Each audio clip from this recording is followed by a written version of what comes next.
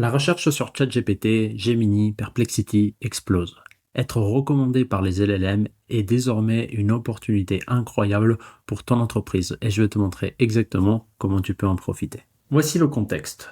Nous avons une adoption fulgurante des LLM qui ont doublé leurs utilisateurs entre 2024 et 2025. Ensuite, nous avons ChatGPT qui a 75% des parts de marché dans l'univers des LLM. Donc c'est clairement sur ChatGPT qu'il faut que ta marque soit visible. Et troisièmement, Google reste le leader incontesté dans l'univers de la recherche. Donc non, le SEO n'est pas mort. Il faut toujours que tu continues à travailler ton référencement naturel qui est probablement ton levier d'acquisition le plus rentable. Tout de même, c'est indéniable, il y a une partie des recherches qui se détournent de Google pour aller vers les LLM. Et c'est là qu'intervient le GOO, de Generative Engine Optimization. Une nouvelle source d'acquisition complémentaire au SEO et surtout beaucoup plus simple à activer qu'on le croit. Dans cette vidéo, je vais te montrer notre méthodologie prouvée pour référencer nos clients sur ChatGPT que tu pourras copier pour ta marque. Et si besoin, si tu souhaites déléguer ton GO à une agence experte, je te laisse en description un lien pour nous contacter. C'est parti. La première étape de notre méthodologie consiste à identifier où est-ce que je souhaite que ma marque soit visible. Au même titre que le SEO classique, quand on travaille le GEO, on doit aussi se poser la question pour quelle requête je souhaite que ChatGPT me recommande. Et ce sont justement ces requêtes-là que nous allons travailler par la suite. Il y a globalement 3 types de requêtes qui pourront t'intéresser. Le premier type, c'est ce que j'appelle des recommandations générales. Ce sont des requêtes comme par exemple, quelle est la meilleure boutique de CBD ou quelle est la meilleure agence WordPress. C'est justement cette deuxième requête que nous avons travaillé pour Amphibie, agence WordPress que nous accompagnons sur le SEO classique et maintenant aussi le GEO et que nous avons réussi à les placer comme la première agence recommandée par ChatGPT.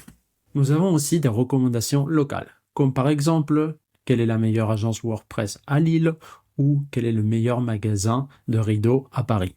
Ce sont des recommandations qui ont tendance à déclencher des avis Google et des informations locales, voire même aussi des cartes Google Maps directement sur les réponses de ChatGPT. Et en troisième lieu, nous avons les recommandations de produits, comme par exemple, quelle raquette de tennis choisir pour un débutant. Ces requêtes-là vont surtout intéresser les e-commerçants, notamment parce qu'elles vont déployer un carrousel de produits avec des données structurées issues des justement fiches produits, comme par exemple le prix. Je t'invite donc à lister tranquillement quelles sont les requêtes qui peuvent t'intéresser à toi, à ta marque, où tu souhaiterais que tu sois visible et recommandé par ChatGPT. Et ensuite, sélectionne celle qui t'intéresse le plus et frappe-la sur ChatGPT. Une fois que tu auras frappé la requête cible sur ChatGPT, lis la réponse et garde-la sous le coude. Maintenant, on va passer à la deuxième étape, identifier les sources dans ChatGPT pour, dans une troisième étape, pouvoir les contrôler. Afin d'optimiser ton GEO, il est important de comprendre comment ChatGPT génère ses réponses. Globalement, ça va commencer par un prompt de l'utilisateur qui va poser une question, comme par exemple quelle est la meilleure laptop pour un étudiant. Et du coup, à partir de ce prompt, ce que va faire ChatGPT, c'est que soit il connaît la réponse directement à partir de sa base de connaissances, soit il n'a pas toutes les informations dont il le faut et du coup, il va les enrichir. Et pour ça, ce qu'il va faire, c'est ce qu'on appelle du query fan out. Donc en gros, il va effectuer plusieurs micro-requêtes en coulisses et il va aller chercher du coup des informations sur Google, donc sur des sites qui remontent sur Google. Donc par exemple, pour la requête en question, il va aller chercher les meilleurs laptops pour étudiants, laptops avec une batterie longue, etc., etc. Il va venir chercher ce qu'ils disent les sites qui sont positionnés sur Google pour les requêtes suivantes et à partir de ça, il va formuler la réponse à la requête principale au prompt de l'utilisateur.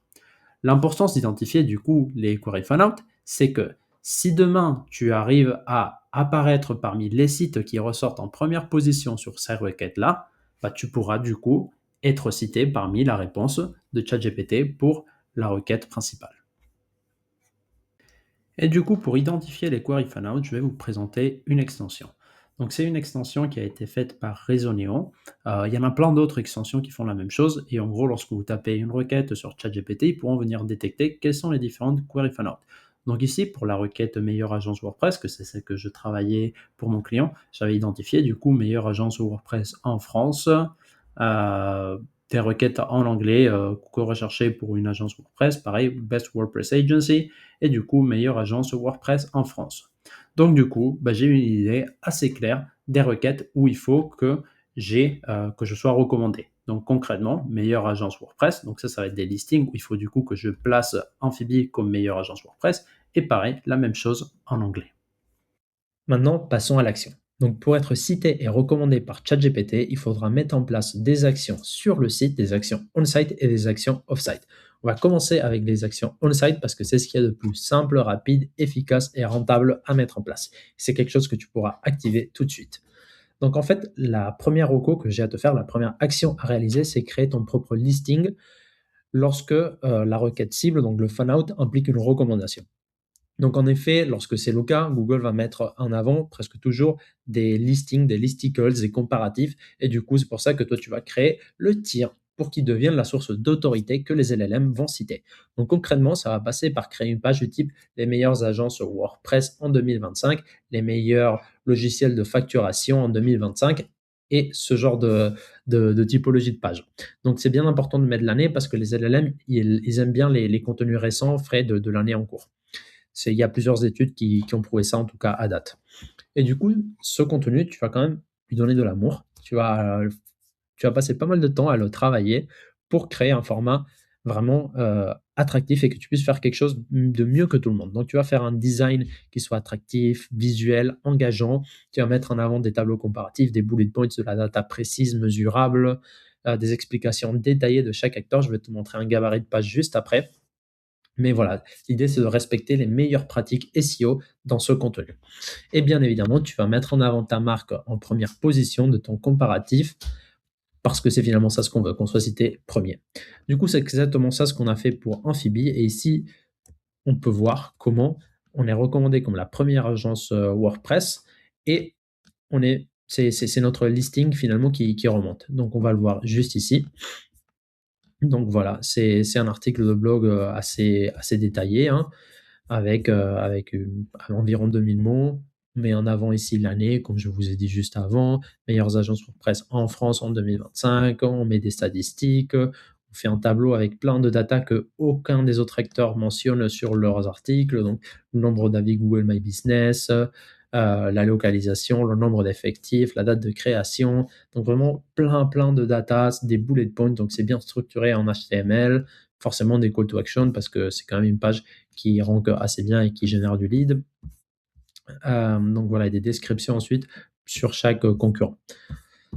Et du coup, voilà, c'est un contenu quand même super détaillé. Aussi, on a fait un petit texte en dessous pour le SEO qui fonctionne super bien. Et du coup, on peut voir ici que lorsqu'on tape meilleure agence WordPress sur Google, on est premier avec une position 0 à date, même si malheureusement on ne nous remonte pas à ce moment précis. Tu prends la 6e ligne, c'est pas très grave. En tout cas, l'objectif est atteint. Et du coup, pourquoi ça c'est critique? Parce que les LLM, elles priorisent justement des sites avec de l'autorité, de la précision, des contenus qui sont très structurés et facilement citables. Et c'est exactement ça ce que Google aime aussi. Donc comme ça, on travaille le SEO et le GEO en même temps. Et on va quand même prendre un petit moment pour parler de l'hypothèse, le cas où le fan-out montre un ranking classique. Donc en gros, il n'y a pas de listings, il n'y a pas de listicles, il y a plutôt des homepages, des catégories, des pages produits, des landing pages commerciales qui remontent sur la requête cible. Donc dans ce cas-là, il faut travailler le SEO traditionnel. On va travailler les pages en question, donc ta homepage, ta page catégorie, ta page produit. L'idée, c'est toujours de produire la page que Google veut mettre en avant, donc à partir de ce qui rank déjà. Et du coup, là-dessus, pas de secret, on va juste appliquer les méthodes SEO traditionnelles de title, H1, contenu, structure, backlinks, etc. pour de nouveau devenir une des sources primaires sur Google et du coup qui remonteront aussi sur ChatGPT. Maintenant, on peut passer aux actions off-site. Donc en même temps que votre listicle commence à se positionner, vous pouvez contacter les sites, les listicles des autres acteurs qui se positionnent déjà sur la requête que vous ciblez. Ça va nous permettre du coup que dès qu'on commence à remonter là-dessus, on pourra déjà potentiellement commencer à être cité sur ChatGPT. Donc ça sera assez rapide, ça sera très efficace, mais souvent ça coûte cher. Donc du coup, qu'est-ce que vous devez faire? Allez voir les différents sites, que ce soit des concurrents ou des parties tiers, et vous leur demandez de vous mentionner, idéalement avec un backlink, sur les listings. Donc, du coup, ça, c'est quelque chose que moi j'ai fait par exemple sur un des sites en question. Donc, vous pouvez les contacter. Mais ce que je vous demande, c'est quand même, faites valoir le temps des gens, prenez-les au sérieux. Et du coup, proposez-les directement quelque chose que vous pouvez lui offrir en échange. Ne lui demandez pas de faire ça gratuitement parce que personne ne va le faire gratuitement et ça va juste saouler l'interlocuteur.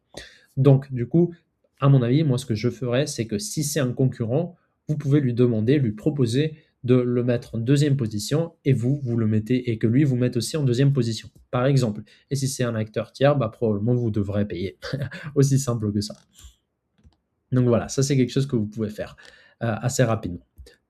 Ensuite, on peut créer des sites et des mentions supplémentaires qui remontent sur Google. Donc comment on fait ça? Bah, avec des backlinks, tout simplement. Donc moi, la recommandation que je vous fais, c'est d'aller sur Link Finder et par exemple ici, je fais l'exercice sur des requêtes autour de Webflow.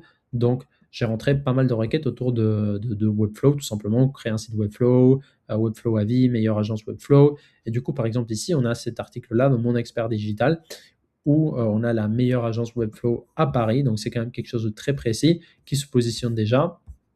Donc, moi, ce que je ferais ici, c'est déjà, j'aurais fait un article qui soit un peu plus détaillé, avec un petit peu plus d'amour. Voilà, il n'y a pas de photos. Franchement, il peut être mieux fait pour mieux se positionner.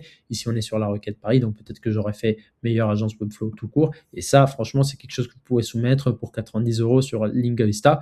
Et encore, c'est un site de petite taille. Donc, potentiellement, vous pourrez faire ça aussi sur des sites un peu plus costauds, comme le Petit Digital, par exemple. Donc, à voir en fonction de vos budgets, non? Mais en tout cas, il y a vraiment plein de sites autour de Webflow chez qui on pourrait acheter des liens, du coup, et on ferait des listicles, du coup, qui nous recommandent comme le meilleur site en question. Et donc, du coup, je ferais ça pour des sites en anglais aussi, parce qu'on a vu que ChatGPT, quand même, réalise très souvent ses requêtes en anglais. Et du coup, dans ce cas-là, vous pouvez faire un listing du type The best Webflow agencies, companies, firms in France in 2025-26, par exemple. Et du coup, il n'y aura personne qui aura traité ce sujet-là en anglais. Vous allez remonter assez rapidement. Donc ça, c'est vraiment un petit hack, quelque chose que personne ne fait, que vous pouvez mettre en place assez rapidement. Et du coup, pour finir, bah forcément des backlinks tier 2. Donc en gros, ça veut dire que vous pouvez aussi faire des backlinks vers votre listing, mais aussi vers les listings que vous avez construits. Et du coup, ça va créer ce qu'on appelle une link wheel. Donc en gros, vous faites des backlinks vers vos backlinks à chaque fois que vous commandez. Donc pour faire simple, je vais l'illustrer avec un exemple sur eReferrer, qui est une plateforme de netlinking.